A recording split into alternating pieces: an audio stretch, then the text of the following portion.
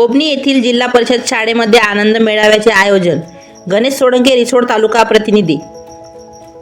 ग्राम गोबनी येथील जिल्हा परिषद शाळेमध्ये वर्ग 1 ते 4 या सर्व विद्यार्थ्यांनी मिळून वेगवेगळी चविष्ट पदार्थ स्वतः तयार करून छोटी छोटी दुकाने लावली. मुलांना शालेय जीवनाबरोबर व्यावहारिक व व्यावसायिक ज्ञान मिळावे यासाठी या मेळाव्याचे आयोजन करण्यात आले. सर्वप्रथम या आनंद मेळाव्याचे उद्घाटन गोबनी गावचे माजी पोलीस पाटील तथा श्री शिवाजी शिक्षण संस्था केनवड यांचे सचिव श्री बबनरावजी गारडे पाटील साहेब यांच्या हस्ते करण्यात आले.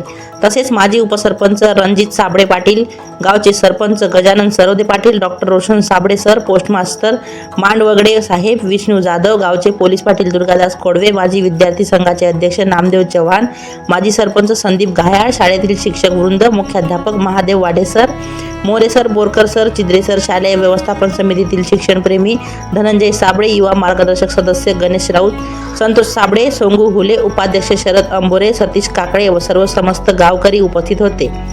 महाराष्ट्र न्यूज 24 लाईव्ह प्रतिनिधी गणेश सोळंके तसेच मी भाग्यश्री आपली रजा घेते. भेटूया पुढील बातमी सत्रात. नमस्कार.